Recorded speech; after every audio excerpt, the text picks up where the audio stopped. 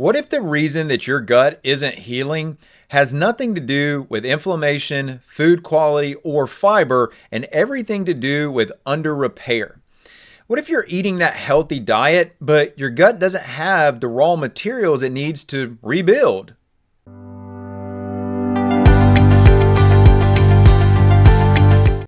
If you've been eating a clean diet, putting plant foods first, and your gut's still not healing, it's not because plant-based diets don't help the gut. They do. Fiber, polyphenols, these constituents that are very prevalent in a plant-based diet, they actually matter to your long-term gut health. But they're really about feeding the microbiota. And what if feeding the microbiota is not enough for you? Because it's not the same as being able to repair your gut lining and being able to optimize your immune system in the gut environment. Now, if this has already piqued your interest, allow me to quickly introduce myself. I'm Dr. Arland Hill. I'm both a clinician and a rancher, and I work with gut conditions every day.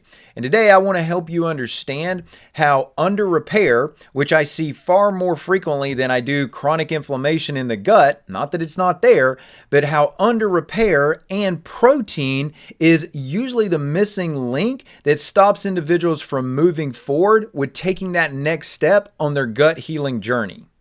The gut is a rapidly renewing tissue. You're developing new gut lining at a rapid rate every 3 to 7 days. And the gut's also an immune organ and a selective barrier. And you can feed microbes all day long, but if the barrier isn't rebuilding, your symptoms are going to persist. Let's break today's conversation down into 4 segments of how protein can support and is essential for optimal gut health. Bucket number 1, if you will, is going to be structural repair. Probably the most significant structure in the GI tract are the cells of the GI tract, what are called the enterocytes. And remember, I said these restore about every 3 to 7 days. So let's just use 3 days because that's a rapid rate of turnover for a cell type in the body. That turnover is a protein-dependent process. It is highly dependent upon availability of L-glutamine, an amino acid derived from protein. Not solely dependent, but highly dependent. In addition, what are called tight junctions, the gapping between the cells in your GI tract, those gaps are dependent upon proteins also. To be able to hold these cells together, you need proteins to be able to facilitate that. And these are structural proteins. They go by names like occludin and claudins and zonulin. Don't get so hung up on those. Just understand that the cells themselves of the gut lining are protein dependent, but you also need proteins in between those cells to allow those cells to both be structurally and functionally intact. In addition to the structure component here, we need to have our mucus layer. We have an inner and an outer mucus layer that lines our gut. And that mucus layer requires the production of mucin, and mucin is called a glycoprotein. It's a glycoprotein-rich material. So the less protein you have available to make that with, just logically, which you can deduce by the name, the thinner that protection is going to be. And this mucus layer is extremely important between putting a buffer between what's moving through your GI tract and what has the ability to be assimilated past your gastrointestinal tract. If you have a breakdown of any of these, that's going to result in a thinning of that mucus layer. So more chance of breaching past the gut lining. There's also going to be gapping in your gut lining, if you will, and you could just simply put all of this under increased vulnerability. Bucket number 2 is going to be immune system containment.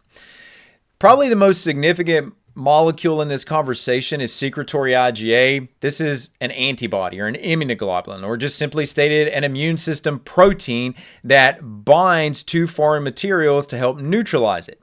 The key to this conversation and the link is that it is protein-based, and it is absolutely essential for the immune system, in general, the majority of which is based in and around your gastrointestinal tract.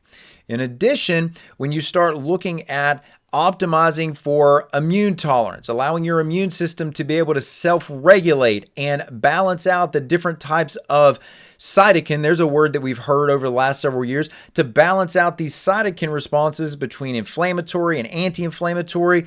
Well, those can be amino acid dependent. Amino acids come from protein, so here again, we're seeing a protein connection. So if we want to have less activation of the immune system, we don't want as much reactivity, we want the overall environment to stay calm, or we want to prevent the onset of dysbiosis, the overall imbalance of the microbiota in the gut, we have to have protein there to be able to support the immune system. Now, bucket number 3, I just alluded to, but now let's get into it in a little bit more detail, which is digestion and microbial balance. Your digestive enzymes, your proteases, your brush border enzymes, these are all protein originated. They're derived from proteins. That's the nature of an enzyme. It is a protein-based molecule, but you absolutely have to have these enzymes for both digestion and microbial protection. If you want your microbiota to flourish, they have to have access to nitrogen. Well, nitrogen is what makes proteins proteins. It's what's unique about them. So if you have a low protein intake, you're actually shifting your microbial environment. You're shifting the overall ecology of that environment in a less health promoting direction. Clearly not what we want. Additionally, there's also glutamine. I talked earlier about glutamine being related to the cells, the enterocytes, those cells that line your gut, but glutamine also can be a direct fuel source for the microbiota. So it's not just about glutamine helping to build up the environment and maintain the integrity of the gut lining, it also helps shape the overall microbial environment.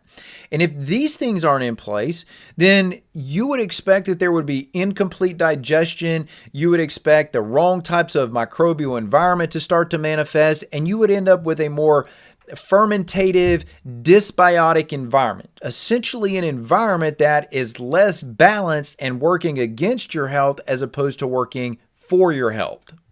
Bucket number 4 that we're going to talk about is stress, detox, and hormones. And at the top of this conversation is going to be glutathione, what many would consider the master antioxidant. Glutathione is ultimately derived from proteins. To be able to make that within the body, you need 3 amino acids: glycine, cysteine, glutamine, but those amino acids are going to come from protein intake.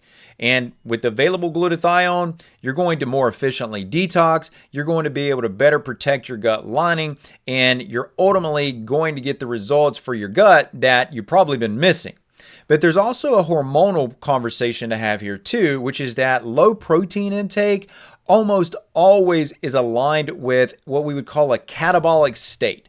Catabolic state is the body breaking down faster than it's building back up. If we have that catabolic state, we're elevating our cortisol levels. Now, there's a hormone that most of you probably have heard of. You probably resonate with that, is the stress hormone. Well, that catabolic state is a state of stress to the body. Therefore, if we increase the protein, we decrease the catabolic state, we actually become more anabolic, more building, more ability to regenerate and recover, and that ultimately is going to lower our cortisol and put us in a better rebuilding state. And your gut, especially because it's turning over every 3 to 7 days, is especially sensitive to this catabolic conversation. Therefore, you definitely want to make sure that you have enough protein to offset that catabolism. When you do, that's going to optimize for a more efficient repair, and that what we would often call the leaky gut, or increased permeability in the gut, or just a general overall more fragile gut that seems to be more reactive. Those things are no longer a consideration. You've got an optimal recovery time. You can repair your gut lining at the rate that it needs to be, and you're not susceptible to that fragile state in your gut. Now, let me be clear as I suggest to you how to take action on this. Nothing that I have said in this conversation today should be interpreted as an anti-plant approach. That's not the point. If you heard that, you missed everything else that I said. This is all about pro-repair. Because protein, if you're thinking about how do I mentally organize protein into my life, into my diet, stop thinking about protein as a macronutrient for muscle. It's far more than that. It does have structural roles in muscle, but it has numerous structural roles outside of muscle. It optimizes your immune function. It's regulatory in nature. It's going to help you produce enzymes that are going to help with digestion and multiple other mechanisms throughout the body. So your next step, if your gut is not healing, is to look at your protein intake, look at your digestion, and ask yourself, what is my repair capacity right now, and how can I use protein to help me optimize that? If you've been eating well and your gut still feels fragile, the issue isn't that you haven't killed off enough bacteria or that you didn't add in enough fiber or polyphenols in your diet or enough plant-based foods. More often, it's that the gut hasn't been repaired yet. And in the next video, gut healing not working, why killing bad bacteria is keeping you stuck, I'm going to explain why focusing on elimination, antimicrobials, these cleanses, and these various protocols can actually stall out your healing process when it's really the gut barrier and the immune system that needs the attention. So go ahead and take a look at that video on the screen right now.